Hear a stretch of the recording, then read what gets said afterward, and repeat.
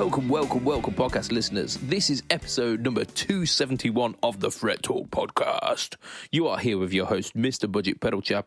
You are also joined by Mr. Matt Quine. Say hi, Matt. Hi, Matt. Woo! And that is it for this week. It is a light on the ground podcast crew, but we are going back to the old school. This is how it went for a good. There was probably 100, 120, 150 episodes in a row where it was just us, wasn't there? Yeah, defo. So this is back to the old school, back like where it started. Let's be all self-indulgent and talk about ourselves for a little while. We've got an absolute chock-a-block podcast this week. So we can't ruminate on it for too long, but fuck it. It's our podcast. We'll do what we want. Hey, how's it going, Matt? You all good?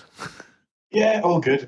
So this actually, I probably should have mentioned this because this probably might become like a 5-minute discussion, maybe a little bit longer.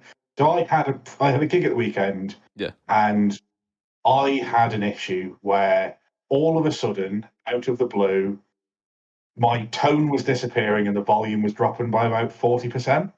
That's never good. So I changed the guitar, that didn't fix it. I changed some cables, that didn't fix it.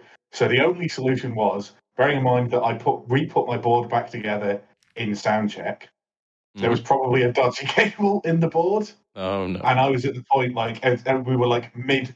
This was 2 songs into the second set that we did. So we did an hour and 10 minutes with break. It's 2 songs into the second half of it. So clearly, I've stepped on a pedal. It's moved some cable. Yeah, my pedal board has got 14 pedals on it. I'm not fucking arsing around. So I'm like initially panicking. I set the guys off playing a song where it doesn't really matter if I'm not there. Like the other guitarist is playing broadly the same bits as me. He does the lead bits, so the bass will cover off the rhythm bits that are missing. It'll be fine. So I set them off doing that. And my solution was to take away the entire bottom row of my pedal board. I knew I needed an octave, a reverb, and a boost. So I was using the Hayden, so I ran that as my drive channel. I decided that although there's 2 clean songs, it is clean. Yeah, the clean. At this point, you're lucky to have any sound, so fuck it. Yeah, so I ran my OC3, OC2 even. I then ran the Honey Burst. Yeah. The Chevtone TS style as a lead boost, and I ran my Hoff Mini, and that was it. I literally went cable, 3 pedals, because I knew they were all working, and I knew I had at least 2 patch cables that weren't the problem. Yeah. So I literally set this up in like 30 seconds and ran the entire second half with 3 pedals. Now, normally in that second half, I'd probably use about 10. You absolute champ. So I was really stressed, I wasn't enjoying myself, but I got through it. And actually, I probably could get away with probably running a 5-pedal board. Like, I didn't have any chorus, but all the chorus stuff was done in the first half. So yeah. And I tend to have 2 different reverb sounds. One of them being like a bit of a spacey, so I can fill out space where keyboards should be, because we don't keyboards for every song. But I reckon I could probably actually get away with 5 pedals. I just didn't. I just don't want to. I want to get back. I want to rebuild the board. But yeah, I panicked mid-gig, and that was my solution. Yeah.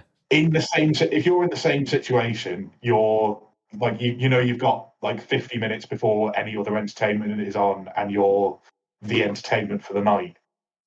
Would you have done the same thing? Would you have just run your amp as a drive channel, had a boost, and any really necessary sounds? Oh yeah, if we were doing the second set, I could go straight into amp. I could do the entire set with the amp on the drive channel, like a pretty extreme drive channel, and I could volume on the guitar it down, because the majority of it's kind of lightly driven. Because I keep my compressor and my Mojo with kind of light to mid drive always on.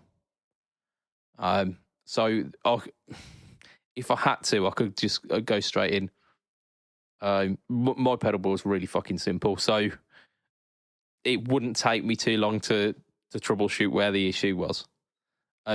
However, that being said, the most likely thing to go wrong is my power supply, because it is the weak link. So if that's down, I'm fucked. But I've got in my gig bag, I've got a battery powered single knob boost pedal for in case everything fucks up. I think I could get through the majority of a set with just this kind of drivey boost pedal. It's the hairy thumbs up, the one that I made. Yeah, many years ago, and it's in my gig bag. For exactly that purpose. Yeah, for that purpose, I think I'd be okay. There's I'm trying to think, like our general set. Like, there's a couple of songs where I'm like really heavy drive. Like we do Smooth by Santana, where I need like a fair amount of gain to like get the sustaining notes. We do Hold the Line by Toto, which requires again like quite a sustainy sound. And there's another drivey one. Black Crows, Hard to Handle, which I use quite a drivey tone for. That's the song that I play the guitar behind my head. Like if you've ever seen us live, that's the one where I show off. Like I've got moves basically. I've got moves for my set. During Go Your Own Way, I play sort of the swing solo. I did it once in practice, and the keyboard player smiled. So I've taken that as a like me and him. They play off the little bit. So we'll trade licks with that. Like I say, I do Behind My Head with the Hard to Handle solo, because no one cares if it's like off the cuff. That one. And then we do a Tina Turner song, Nutbush City Limits, which has got so it's got two guitars in the original mix. You've got one which is like a kind of distorted guitar, and then one that's a wah. And I'll take the part of the wah guitar, and I use a JEDSPEDS auto filter, which, as much as I've tried to replace that pedal, because it adds a bunch of volume, and it's got like a clunk when you hit on the switch. It shouldn't. I think like one of the caps has gone in it, but it's like this cantankerous old pedal, but nothing sounds like it. Like not like none of the other auto filter pedals that have got come close to that tone. This sounds like a wah pedal. So I use that, and that every single time, without fail, that gets the booties moving. I've got it on my pedal board for one song, and it is worth every penny. So, like, there's no way I'm moving it on, because it's that good. So yeah, there are my moves. And during Nutbush as well, we bring the dynamics down, and me and the keyboard player like duck down to the floor with it.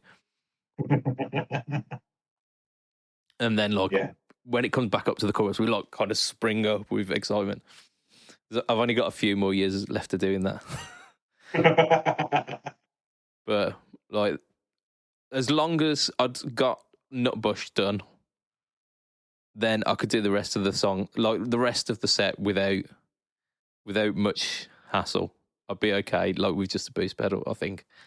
And if I was like a real push, I could do it just with the guitar volume. So I think I'll be okay with that. Yeah, I mean, I need the two places that it's really one place, but the big place that I really miss a clean sound. We do Yellow by Coldplay, but I play the acoustic guitar part. Oh yeah, yep. And I was like, okay, this is going to be a little bit different, but we'll be fine. So I rolled off some volume, rolled off a bit of tone, but like it was still still a bit raucous. Yeah, for still one of the gainy, more gainy than yeah, you're Coldplay. expecting like that quite sparkly kind of like. Normally it's ultra clean with a load of reverb on it, Yeah. and actually what it was a bit drivey with a lot of reverb on it. So let's turn the reverb off. I was just like, it just sounds awful. Like we've just got mud here. That's it. No, fair play. Fair play. Yeah, like it was like that going like, and I look at the set list and I go, okay, so the very next thing I need to do is Johnny Be Good, which is I use like 3 pedals. So I use the extra drivier section of the Messiah pushed with a tube screamer for the intro for that. Yeah. Just to like really kick people in the face, and I'm like, for fuck's sake.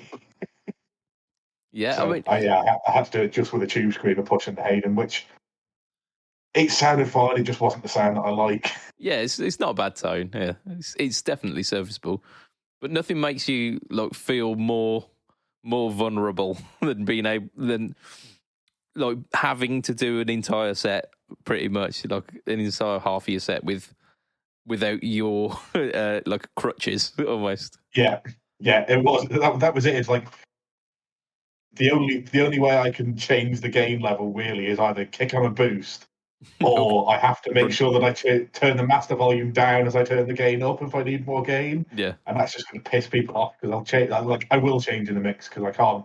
When I'm stood with my arse on my fucking cab, I can't hear what the sound is going to be like out front. no, it's pure guesswork at that point, isn't it? Yeah, it is. But like people seem to enjoy themselves, and the rest of the band didn't particularly notice that much. They just noticed me like stressing out. Yeah, like faffing about and then like sweating.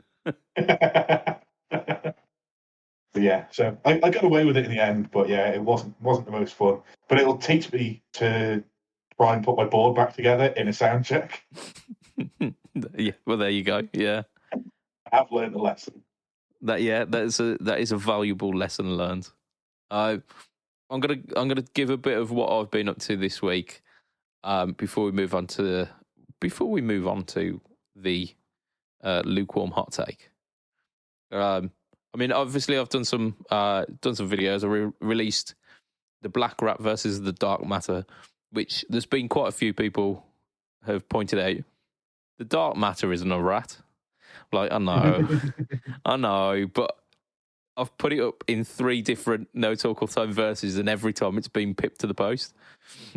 I really want it to win because I love it. I think it's a great pedal. I mean, largely because it gets a bit of flack for being looking more metal than it is. Yeah. Like when I first saw that Dark Matter distortion, I thought, I'm not going to try that. That's going to be like Metal Zone, and it's not at all. It's not compressed. It's like really kind of open sounding. It's got a bit of drive available on it, but it's really versatile, and it can get it can get within the Rat territory because I think it's amp based. I think it's like mid to early Marshall amp based. Okay. So look, it gets somewhere in the ballpark. But at the moment, I've just looked at the statistics on the poll, and we are talking 48% of the votes are for the Dark Matter and 52% are for the Black Rat. So, like it's looking unlikely that it's going to win this one either. But oh dear. Maybe you're just gonna have to just end up putting it up against like a handmade boost pedal that doesn't work. yeah. It's just Here's the Dark Matter, jing jing jing, jing, and here's the boost pedal, just horrible like electronic feedback noise. Yeah, but you just know that people who play Rainbow Machines would absolutely love just electronic feedback noise. That it wouldn't win. Yeah, it still wouldn't win. It's destined to be. It's the bridesmaid and not the bride, isn't it? The Dark Matter. Yeah. But I love it. I'm a big advocate of the Dark Matter, and I think more people should know about it. I think at some point in the future it will be a cult classic. but it's not reached that potential yet. Like the Mojo had Paul Gilbert going for it. Like he played it and went, "Yeah, this is wicked," and people were like, "Yeah, I'm cool with that." But the Dark Matter's not quite got that fame yet. But we'll get there. We will. Maybe in the future, TC will release the Budget Pedal Chap signature Dark Matter with an 11 switch. No, it'll be a Mojo in the enclosure of it. It will. Yeah, it will be. Yeah, cool. Oh, that would be so good. But I also wanted to give a shout out to Mr. Xander this week. He released a video on his YouTube channel, which I thought was absolutely just excellent. He quizzes his parents about his pedal company, and hilarity ensues. But I absolutely smashed them in the quiz. I absolutely slaughtered them. So turns out I love Alex more than his parents. So I wanted to mention it because I want you to go and check the video out. It's really funny. It is really funny, and see if you can beat my score. I'm not entirely sure what my score was, but see if you can beat it. I think within like the first one, I pretty much straight aced it because it was what effect is this, and then plays that effect. And then it was like which one, like a multiple choice of, like which of my effects is this, or when was the pedal company released, blah blah blah blah, etc. And I got most of them. So I'm gonna say I took a full sweep on the first one, and say maybe like 75% of the other one. So see if you can beat that. See if you get a full sweep, and put your scores in the comments as well. I think you'd really enjoy that. So that's my YouTube pick of the week. YouTube pick of the week. Maybe that's going to be like an ongoing segment. Who knows? No, because it'll be like it'll devolve into me showing Skyrim playthroughs. You know what? Skyrim is still relevant today. Right, we've got a lukewarm hot take this week, which we're kind of reluctantly putting forward, but we're going to do it anyway. And it's on the back of the plug-in version of the Big Sky. Oh, in fact, actually, what we need to do first is we need to wrap up from last week. We need to wrap up from last week's one, don't we? Right, let's have if I can go on. Last week was about thingies. Buffers, right? It was about buffers, and I think almost unanimously people says actually yes, buffers do something. I think that changed today. I think it's still buffers do something, but I think it's not quite as strongly them doing things as it was. Oh yeah, it was an absolute. It was absolute. It was the floor. It was like 80% at one point, I think. Yeah, no, we're at 66-33. So. I mean, that's not percent, that's 99. Percent is 100, but you do you, Facebook. So buffers don't make a difference, and 66% of the people says buffers make my tone sparkle. And then 33 are saying buffers straight into the amp for me. Lads. I think like there's an undercurrent of I'm a boomer with that one, so it wasn't a fair poll, but it was a poll. So well done. Buffers actually do something. I think I'm with that. I agree with buffers. Buffers definitely do that thing. Yeah. I'm thinking about my gigging pedal board, and I don't think I've got a buffer on there. Do you not? I don't think I do. And none of the thingy pedals, the TC pedals, got internal buffers you could turn on. So the only. Oh, I've not got any TC pedals. Oh, I've got the Mojo, but I don't think that one's buffered. I think that one's true bypass. Almost certain, actually. I'm pretty sure it's got it on there. Actually, to be fair, it doesn't matter that you've got no buffer. Like, if you're running a compressor always on and a drive pedal always on, then they're buffering your sound by terms of not just being by turned on. like being on. Yeah, of course. Yeah, of course, definitely. So it doesn't actually matter that you've got no buffer bypass because and then, and that's why it's, like whenever I turn like the compressor and the Mojo off, I go, oh, this tone doesn't sound particularly great. That'll be why. Right, so we've got like the hot take this week is about the plugins. The Big Sky plugin. Well, it's inspired by the Big Sky plugin, should I say? Which I think none of us were expecting when Strymon were teasing something like teasing a We've new got something release. new for you. Here is the same thing that we've had for 8 years, but now it's stuck in your computer. See, now it's trapped. Trapped, I tell you, within the jail of the computer. Well done, Strymon. Hats off. Hats off. So, this is us arguing the point that plug-in pedals are the future. I can see where this one's going already.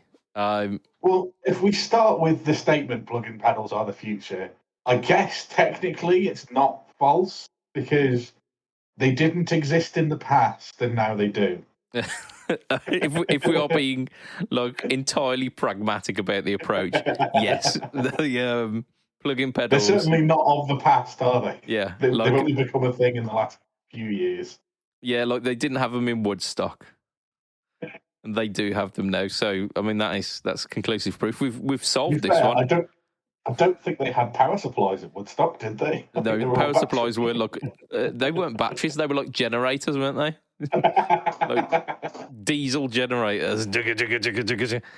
And so you wouldn't be able to hear if your power supply was humming because it'd be drowned out by the sound of a V8 in the background. The good old days. Oh, we've degenerated early in this one. You think? I wonder if we could get like an old generator plug-in. Get that real vintage tone. I want to hear that Woodstock style generator tone. Yeah, absolutely. I bet you it wasn't 60 cycle hum. It would have been like 130 cycle hum. That's why pedals don't sound as good as they used to. Yeah, they're taking this namby-pamby 9 volts. Ugh, it's not enough to kill a man. Right, but look back to the thingy. Plug-in pedals are the future. I mean, there's more and more of them have been released, like the plug-in Big Muff, or like that was like the digital audio workstation / plug-in Big Muff, weren't it? Yeah.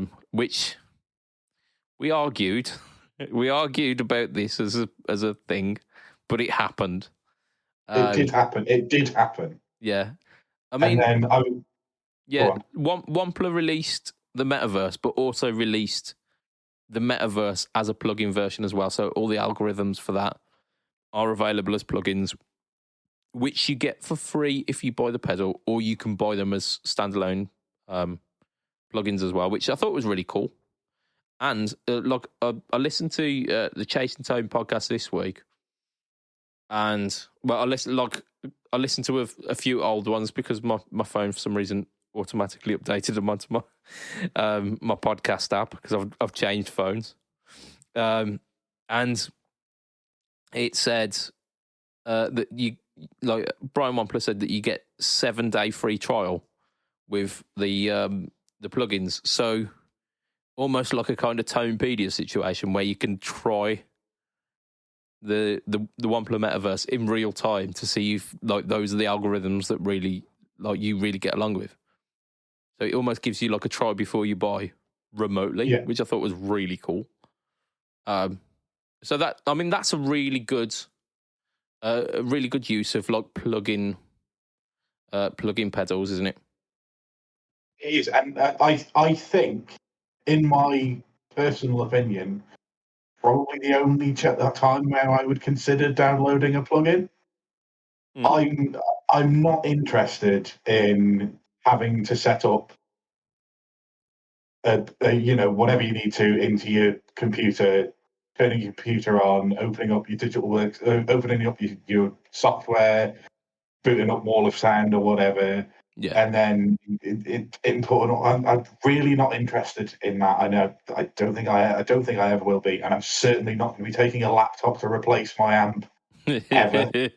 Yeah. So, but what I would be interested in is if companies did a 30-minute free trial of this pedal to see whether you want to buy it or not, and that would probably encourage me to turn my computer on and do all those things, just so that I could see whether it was worth buying the pedal or not. Like, if that was a thing that actually happened, and you could try Tonepedia is really good in terms of it's probably better quality than a YouTube demo, and Oh, yeah, you no can go, doubt, yeah. I want single coils, or I want humbuckers, and I want a Fender style amp, or I want a box style amp, or basically I want a mid push or a mid scoop amp.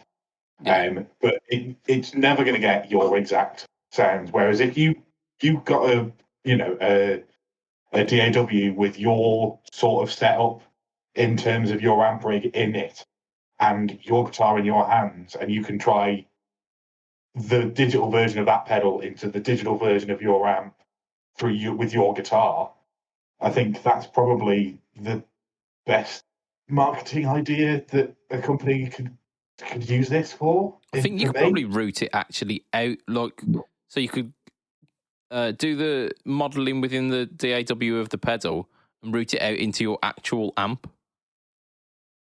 I'm sure there's a way of I'm sure there is, but I've no idea how I would do that. Yeah, because a lot of interfaces have like an out as well, where you could run the master running out into the output of your interface. Yeah. I mean, I'd definitely give it a go, and if I could, that'd be great. But to me, these digital versions of these pedals, I think that's all they're worth for me. Like I say, I'm not the target market for this though. There are plenty of people who are doing home recording who want ease of use, and I guess if you're doing home recording, it's easier to drag a Big Sky off your desktop than it is to plug a Big Sky into your computer. Yeah, if you're already there and you've got your laptop and your laptop's booted open, you don't then want to be. It's almost like the other side of the coin, isn't it? Like if you've got your pedal board and your amp set up, you don't then want to be booting up a computer.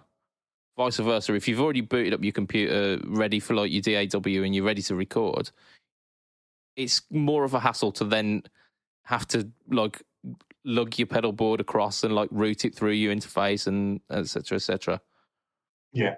So if it was just available there and on the like within your kind of list of plugins, you'd be like, yeah, like I'm sorted there. I can get all of the sounds that I'm used to on my pedal board, but without having to fuck about with my actual pedal board.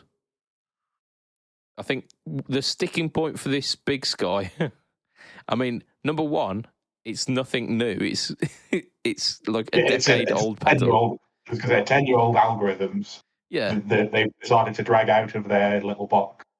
Yeah, and give you access to put it on your hard drive. I mean, the audacity then comes with the price that they've put along with it. You think, okay, you're just getting the algorithms. You're not being able to transport this like to different places because you've not got the hardware. What would be a realistic price for this? You'd go, oh, like maybe £100. That would be a bit on the pricey side, but like Strymon have got enough about their market kind of presence. The £100 would be justifiable. Double it, my friend. Double it.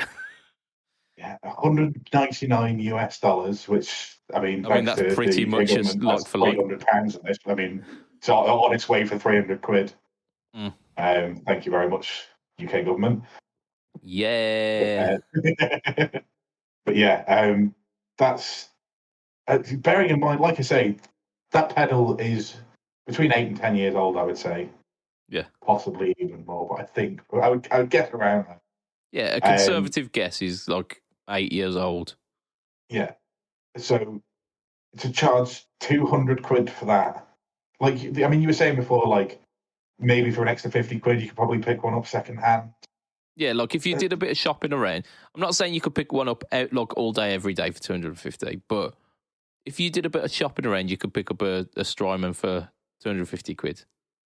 And the thing that really stuck with me is that actually the plugins that I've got on my computer, I've got Helix Native. I got that for about 60 or 70 quid. No, bearing in mind, I got that for the discount price with like the HX Stomp. I think if you buy it standalone, it's somewhere in the region of 200. Maybe a little bit more. I don't know. I'm not sure. What I am sure of, there's a damn sight more things in the Helix Native plugin than there are in the Strymon. Well, that's a bit of the issue, isn't it?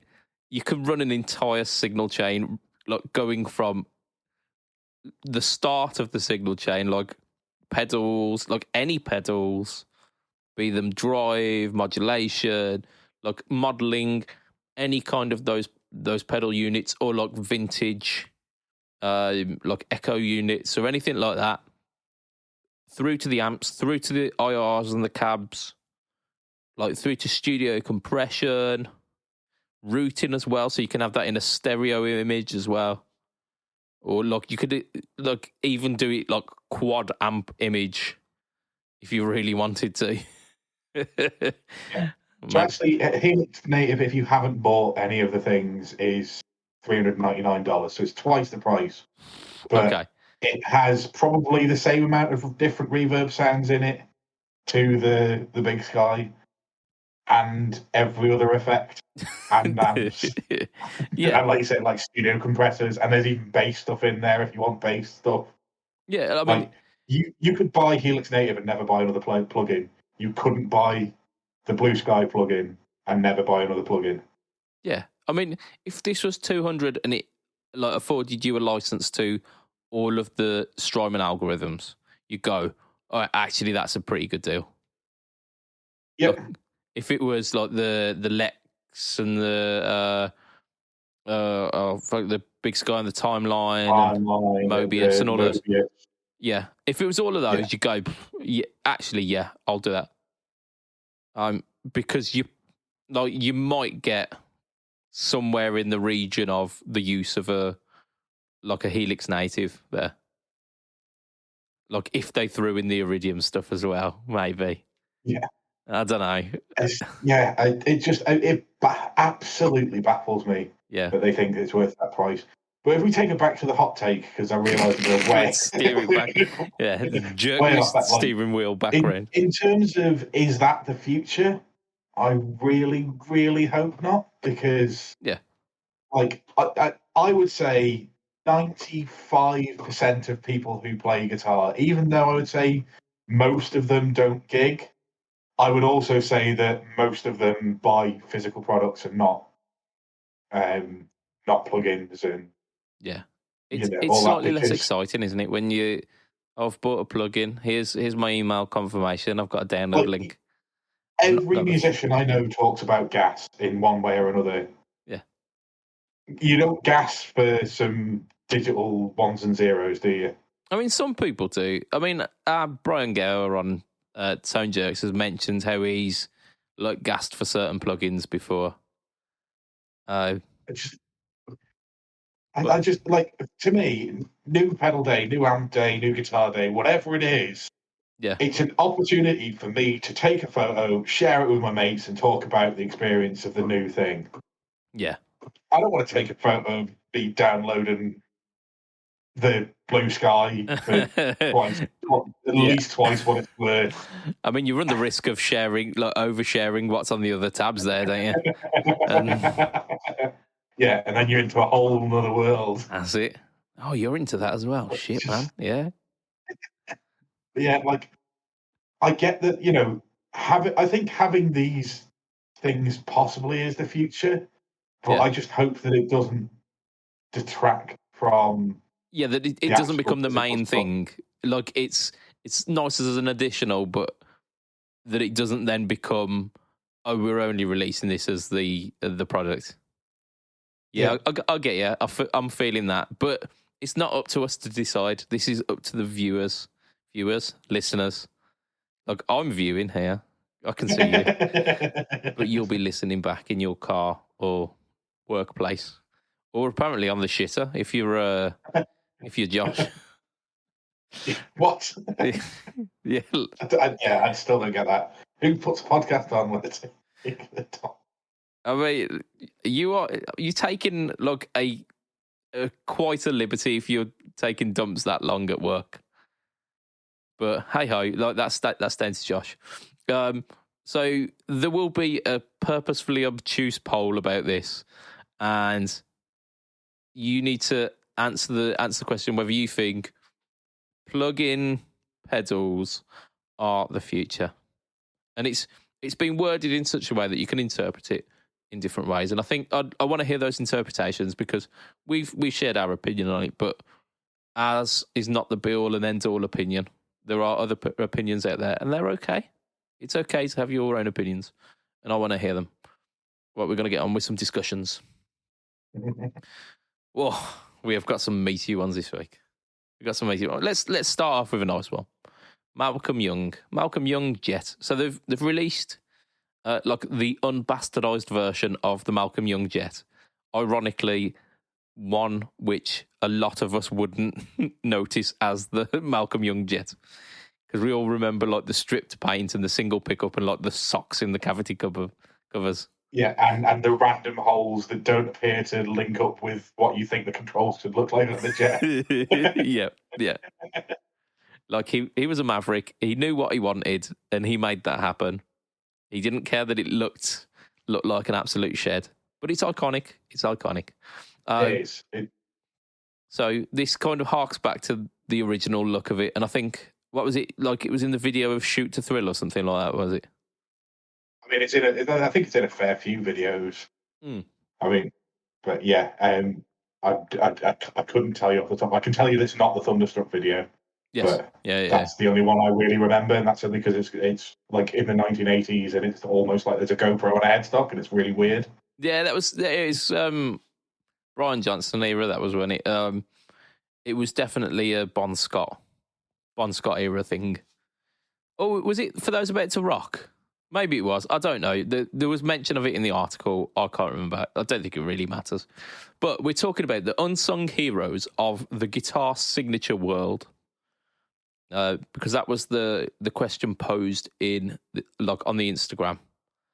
Quite a few people guessed that it was the Malcolm Young, so well done. Like internet points and kudos goes out to you lot.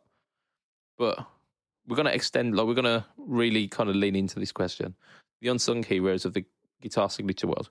I think, like from the get-go, we always mention Nick Johnston. Always. Yes. I don't know who he is. I don't think I've ever heard of any of his songs or anything that he's ever done.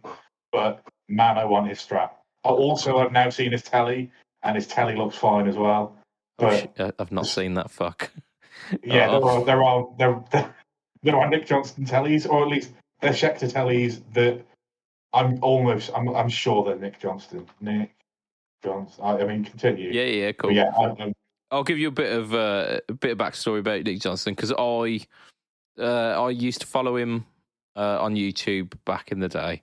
Like delightfully Canadian chap, looks a little bit reminiscent of Marty Friedman. He's got like the big kind of bushy hair and plays like an absolute beast. He's like, his legato is just so good.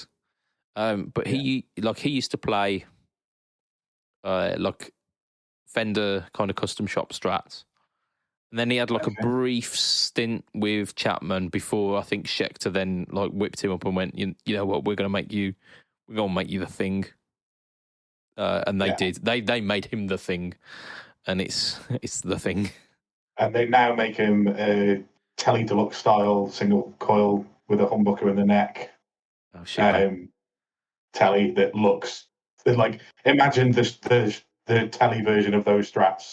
And that's exactly it. I'm not going to do that, man.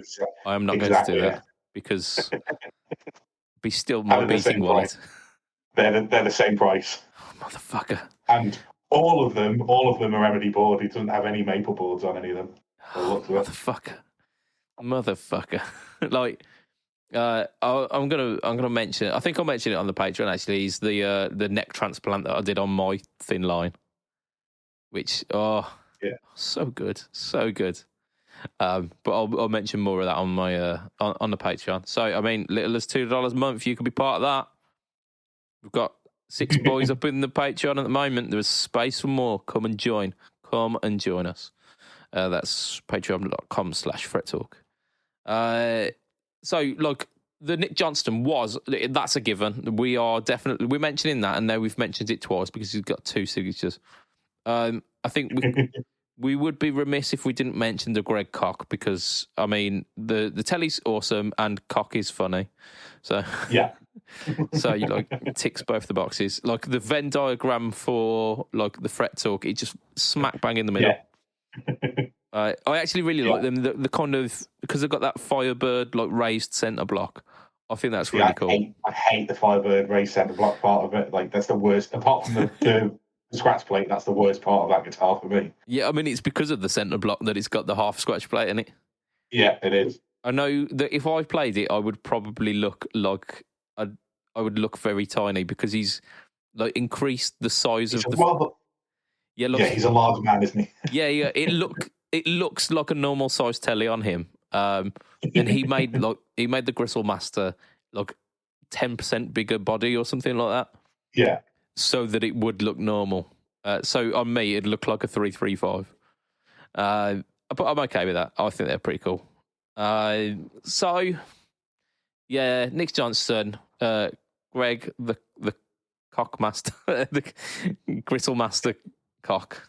The one that I think I've mentioned the most on the podcast, other than those, and you might not even remember, is the Robert Cray Strat, and I always go back to it because it's got a hardtail. Yeah, it's the only Fender Strat that's basically a standard line. I know it's a signature model, but like it's the only one that's been consistent that has a hardtail. Like they did a Vintera.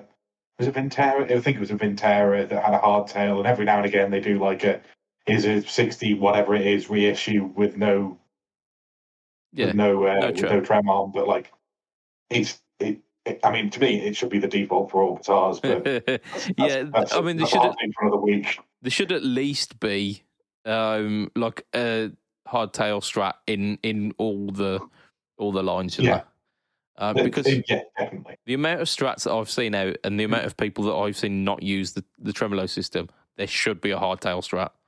Like I would say 70% of the time that I see a Stratocaster, the trem arm is not in the trem arm hole.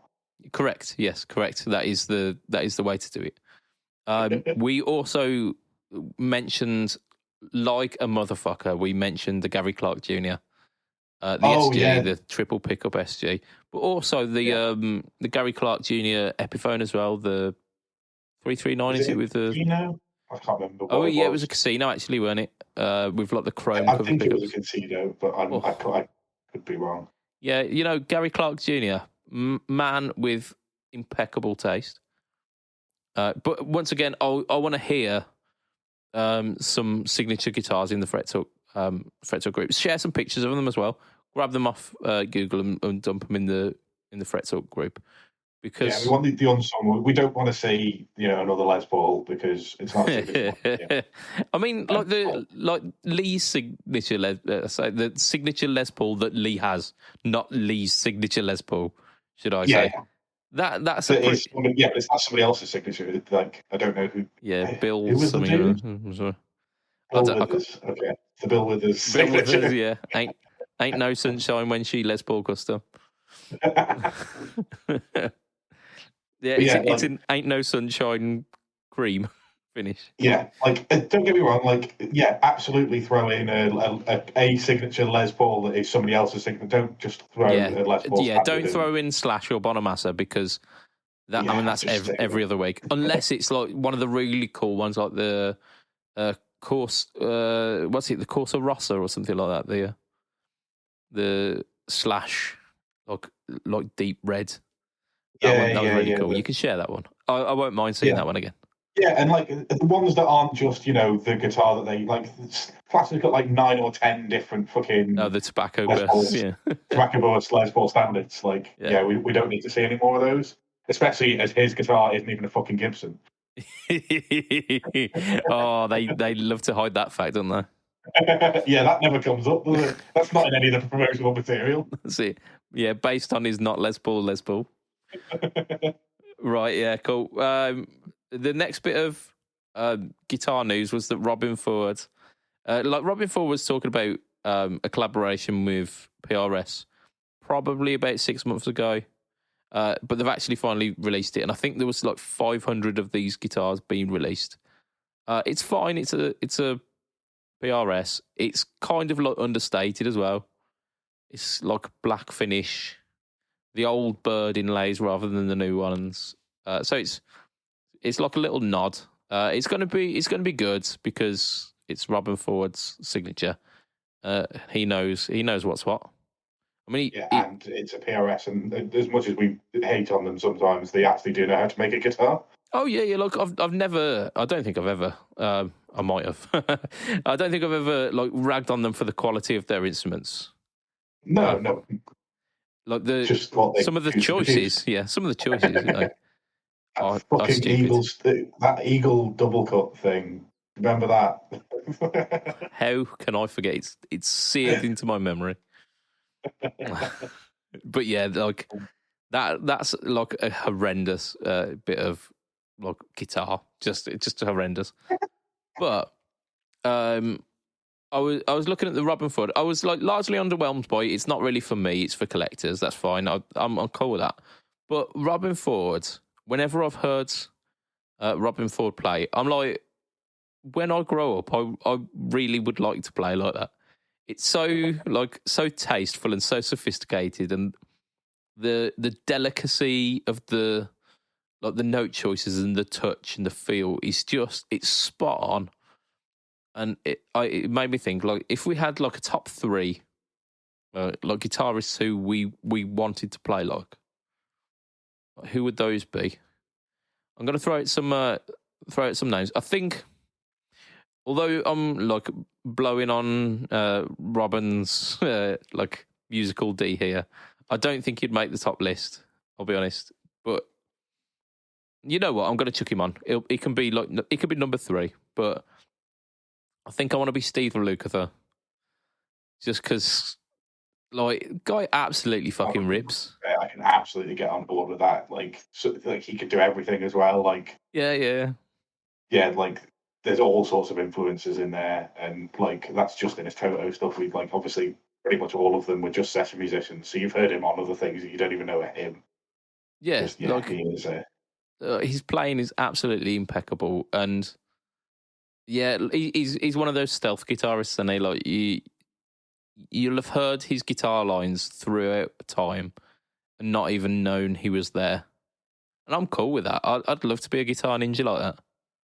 Yeah. I don't necessarily want to be like Mr. Billy Big Bollocks. I don't want to be Slash, being out there and people knowing my name and like, hey, we love you and we want your 20th signature instrument this year. I don't care about that. Like a bit of Luke would be fine for me. But I could not have a list like this without putting Gary Moore on it. I could not do it. Because Gary Moore, like, when I first started playing guitar, Thin Lizzy were that pinnacle for me. They were that thing that I wanted to aspire to. And although my playing has kind of evolved a bit, and I'm a bit more kind of floaty and Stratocaster-y, kind of Hendrix inspired, etc. The Gary Moore is always that top of the pile for me, because it's just everything that I wanted in a guitar. I mean, honourable mention is going to Stevie Ray Vaughan, because man could rip. And maybe John Mayer as well. Like, he's got a lot of talent. But if I've got a list of 3, he hides it really well though, doesn't he? He does, yeah. Like, he's a massive kind of guitar cocktease, isn't he? Yeah, 90% of his music is just abject. Yeah, like wet pap. But then he'll, like, halfway through his acoustic ballad about how he's being a dick again and completely shitting over a girl, like, not physically, but emotionally. I don't know if that's what he's into, but he at least I'm emotionally. sure that would have come out by now if he was, because he's had so many of them that one of them would have talked. Yeah, absolutely. So he'll put like a tasty little guitar lick hidden within an acoustic pop song somewhere. Yeah. And then he'll do an entire album of absolute fucking jams like Continuum, and then not do anything for another 15 years. Yeah. So I mean that's why he's not on that list. Top 3, I'm going Robin Ford, I'm going Steve Lukather, I'm going Gary Moore. You see, I really struggle with like. If you'd asked me 10 years ago, I think this would be really easy. Yeah. But Clapton. Yeah. I mean, it would have been like Clapton would have been my number 1 10 years ago because I was obsessed with like 60s era Clapton. Like, yeah. Oh yeah, absolutely. And if you could do that without the racism and Cream. Yeah. Yeah. Oh yeah. Yeah. Absolutely. I'd be on board. But like, I don't even like bearing in mind that Clapton was like 50% of the reason that I continued to play the guitar. I don't think he gets in my top 3 now. No. I think number 3, I will go for probably Carlos Santana, actually, because I've been watching a lot of him at the moment. Like, not particularly any of his studio work. It's just the way that he plays when he's doing live, when he's at festivals, and when he's doing his own concerts. Like, yeah, it's very to me, it feels very, very different to what he does when he's on his albums and stuff. And it just the way that he conveys either how he's feeling or the emotions of the song through the guitar rather than through. Because half of them he's singing in Spanish and I have no idea what they're talking about. But you tend to get some feel context. it, can't you? You get context from the guitar, and that is just that's incredible to me that like I can even sort of understand what a song might, or I can get some understanding of what I think the song is about, despite the fact that I don't know what Oyo Como Va or whatever he's saying. I've no idea what any of it means, and yeah. So I think Santana will go number 3. Right. Number 2, I'm going to have to go Brian May, because if it wasn't for Queen, I would never have got into playing the guitar. He could do rock music, he can do pop music, he can do understated stuff, he can do show-offy stuff. Just he's got such a wide breadth of stuff that he can do, and just he's so incredibly humble as well. Yeah, like you listen to interviews of him, and he's explaining it not in a condescending way, not in an egocentric way. It's just very matter of fact. Oh yeah, and I just do this, and then this is what comes out, and he's just ripping some absolute fucking badass solo. Yeah, so he goes at number 2, and then number 1, I'm just going for Davey Knowles, because he's a local lad who's made it in the world of blues guitar, which like would be my ultimate dream. I'll never kind of do it because I'm lazy. But I mean, we'll forget the fact that I haven't got any, either the voice or the guitar playing talent. Forget those bits. But I'm lazy anyway. But he is somebody. I would have had Gary Moore in my top 3, but as you've had him, I'll go for Davey, because he can do the shredding that Gary Moore can do. It's in a different way, but like he'll also then do a live stream where he's playing just the craziest blues stuff on a resonator, and like he'll go like I say from resonator fingerstyle, just like crazy blues, like Delta blues sounding stuff, right the way through to ripping 40-minute guitar solos over like I don't know Freebird or whatever he was doing when he was a kid, just just absolutely incredible guitarist. And I urge anybody who doesn't know who Davey Knowles is to just give him a quick Google. Yeah, I've checked out like a few things of him on YouTube, and everything that I saw of him was just jaw-droppingly impressive. So yeah, definitely, that's an absolutely banging list as well. Like between the two of them, it covers a whole breadth of like guitar history, doesn't it? Absolutely, yeah. Damn, right on. I'm looking at the time. We'll probably get another one of these discussions in, maybe 2, and then we're going to switch over to Page. What are we saying? Oh, this one. This one breaks my heart. So we've got the solar guitars, Kirk Weinstein. Weinstein. At the back there, Weinstein, from the band Crowbar. Sure he is, yeah. Name me 3 Crowbar songs. No? Sure, yeah. Crowbar? Crowbar flies again. Who knows? But so they've basically released like pointy Explorer style thing. Looks kind of cool, actually. But it's got a single humbucker in the bridge and it's got a single volume pot. Now, I put out the question. Could you do it? Could you use this guitar? Like, could you get away with using this guitar? What were we saying? I mean, definitely could get away with using the guitar, provided I also had another guitar. Yeah, look, this couldn't be the one and only, could it? Couldn't be exclusively. Yeah, it's like we always go back to it, but if you're having a one and only guitar, it's HSS Strat, isn't it? Because it just covers. It covers everything. I saw an HSS Yamaha Pacifica from the 90s, so like good quality Indonesian made for like 80 quid, come up very close to where I live. I was so close. I was so close to buying it. I was like, because that's pretty much what I'm gigging. And yeah, it's like an HSS version, and then I wouldn't have to charge it. Like I wouldn't have to charge the Variax, and it would be brilliant. But I didn't do it. But if I see it again, you might do. Well, I've got some more gigs coming up, haven't I? So if I see it again, it might be an early Christmas present. But we'll see. Look, keep checking back on that one because it might happen. yeah.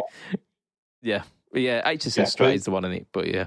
Yeah, so I don't think I could do with either band a full set of just on the bridge pickup, because I mean, certainly, especially if you're in a covers band, you've got to get close to sounds, otherwise the rest of the band are going to look at you, let alone the fucking audience, and you also feeling like this really isn't a bridge pickup. So, like, I don't think I could. However, I could do 70% of a guitar, 70% of a set on this, which I think that's good enough. I'm just trying to, like, occasionally I will do a full set with one guitar, but if I can have 2 guitars on stage, I will change guitars, and at that point, pretty much what I do is I put the Les Paul down when I don't need a bridge pickup humbucker, pick up a Strat and use a Strat neck pickup, and then go back to a bridge humbucker, at which point, yes, I could probably definitely get away with this guitar. So what you're saying is if they put a neck single coil in this thing, you could probably do the entire set. Oh, absolutely. Yeah, like I don't think I'd enjoy it as much because I've had Explorers before, and they're a very weird guitar to play for any length of time. Yeah. I think if you're in a metal band or if you're in a pop punk band and you can just sling this a bit lower and just do the chugga chugga chugga and the like fast power chords of pop punk, I think absolutely I could do that all day. But I think once you start getting into lead work, you have to move, like physically moving the guitar and remembering that you're standing next to somebody and it pokes out an extra 2.5 foot on your right hand side as well as the headstock on your left. Like, yeah. Yeah, I think I had the kind of the fantasy of being able to use a single pickup guitar, and my good friend Mr. Fletcher, who happens to be one of our Patreon backers, he lent me like an Explorer. What am I saying? A Les Paul Junior style like single pickup guitar, and that had the volume and the tone. Just to like see how I get on with it. And I had it for like, I'm gonna say 6 months, but it's probably more like a year. Yeah, so I had it for an extended period of time.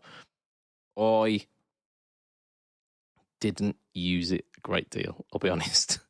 I like the idea of it more than I like how it actually is, because the majority of my set I play on the neck single coil. I've been venturing away and using the bridge single coil a fair bit more, but it's still, like, I would say over half. We're talking maybe 2/3, 3/4 kind of territory neck single coil. So I would really struggle. Like if I had to play an entire set with a guitar that only has a neck pickup, there are a few instances where I need that bridge pickup aggression. So I just flat out could not do this. I couldn't do it. Yeah, I mean, I do get it, but like, yeah, I definitely, for like a good. I'm the other way. I would say 2/3 to 3/4 of my sets are bridge pickup with a humbucker. Yeah. So at that point, I think, yeah, I could get away with this guitar. Although, having played Explorers, and I love the shape of the Explorer, but I wouldn't pick to have it on an Explorer if I was gonna create a one pickup guitar that I was gonna use for a set. I wouldn't pick the Explorer shape as much as I do love it. Yeah. I don't think necessarily the question requires it to be an Explorer, because this is, again, it's going to be like a super high powered EMG, I assume, being in a Solar, or at very least like one of those Duncan Invaders or like a Duncan Nazgul or something like that. It'd be perfect for some 2000s indie, isn't it? I mean, that's what the Killers were using. Imagine. Oh, like that tone with that kind of style of band would just be horrendous. Oh. But I mean, like a fair few of those kind of indie bands were on the bridge single coil, weren't they? So they could probably get away with like an Esquire. Well, I went for the Killers because the guy from the Killers actually used an Explorer. Oh, did he? Yeah, and a lot of their stuff is actually a pickup of an Explorer, but it's certainly not an EMG. Yeah. It was very kind of path sounding, isn't it? Yeah, back when they were obviously back when they were actually the Killers as opposed to Brandon Flowers and his synth. Yeah, back when they were cool.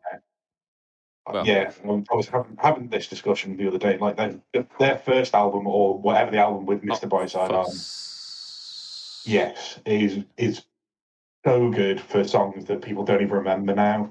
Yeah, and I quite like the next one, and then after that they fell off. Whereas I don't know who I was talking to, but they were talking about how Human was their best song, and I was like, just don't know the Killers at all. No, the one about Jesus, it doesn't look a thing like when you were young. Is there? Yeah, they're just that was the second album. Yeah, I get that people say that's a big for me. Actually, the first album, I tend to find this with most bands. I really like their first album, and it's all downhill from there. Yeah, they should just stop. But Jenny was a friend of mine, and somebody told me from their first album I really loved as a 14-year-old or whatever I was at the time. Yeah, somebody told me it's like really kind of disco, isn't it? Like the drum beats, super disco pop kind of vibe to it. Yeah, I've like looking back into the annals of my memory of when I was that young. I reckon I could remember more. I could probably get you an album's worth of Killers material from what I remember. It won't be all from the same album, but I could probably name you an album's worth of Killers material, even though I can't do that right now. And you probably haven't listened to any of it for the last 10 to 15 years. Yeah, it was very much a snapshot of that point in British culture, wasn't it? Yeah, very very much embedded. Like even though they're not British, it was like it invaded the charts, and it sat alongside like the Kooks and like the Arctic Monkeys and bands and like Kaiser that. Chiefs. Yeah. It sat perfectly within that. Well, I reckon that's where we wrap it for this week on a sweet nostalgia kick. And now we're reminded that we're balding, old, and fat. Damn it. Damn you, time. Right. Oh, I've got an absolutely banging joke for this week's end of the podcast as well. And it's Halloween themed. So, woohoo. So I'm extending a massive thank you to our listeners here. You have made it to the end. You earn yourself a gold star. I'm going to give 2 gold stars to our Patreon backers because they're just better. And for as little as $2 a month, you can be one of those Patreon backers. They are cool people. Join the crew. Just do it. It's like $2 a month. What's that?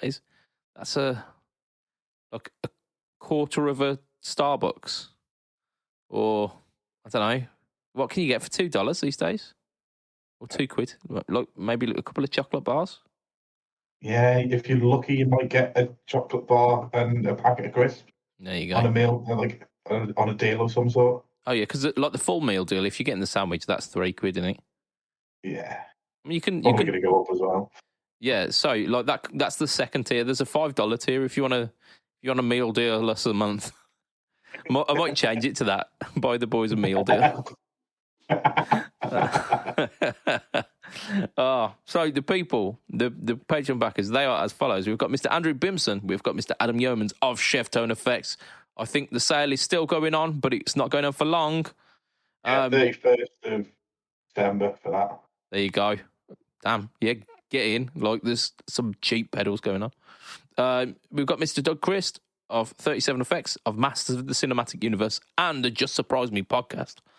We have got Mr. Hugh Direction. We have got Mr. Ben Fletcher of Fletcher Pickups. And we have got Mr. Brian Gower of the Tone Jerks podcast and the Second Burn podcast. Booyah. If you want to catch me online, I am BudgetPedalChap. You can catch me on Facebook, Instagram, and YouTube. YouTube is the home to the No Talk Tone series, which this week features... What did I record? What was it? No, my brain is failing me. Oh, it's the Blood Moon phaser. How can I forget? So good. I love phase. Matt, you need to listen to it because you need to know what a phaser sounds like, damn it. Yeah, I did. I'm sure in my mind at some point I've probably mixed phase and flange up, and now I just don't know what either of them do. Yeah, you've like caught yourself in a trap, and you don't know the way out. Well, I probably think that's that, and then I think, no, it's the other one, and now I'm so lost in the loop that I don't know which is which, so they're both just the same thing. Yeah. I mean, if you want an idea of what a pretty decent phaser sounds like, the Blood Moon is that. It definitely is that. Cool. Like, it gets phased 90 times, but it goes beyond that as well. Goes crazy. Right, Matt, where can we find you? We can find you on Twitter and Instagram. Yeah. Not the other one. Don't mention the other. And it's _Matt Q, isn't it? It is. It absolutely is. Fuck yeah. Nailed it. We didn't mention Twitch. Don't mention the war. That's it. Don't tell them, Pike. Oh, fantastic. Right, so that's us for this week. So from myself, Mr. Budget Pedal Chap, from Mr. Matt Quine, say bye, Matt. Yes. It will be a tatty bye and good night for this week. Bye.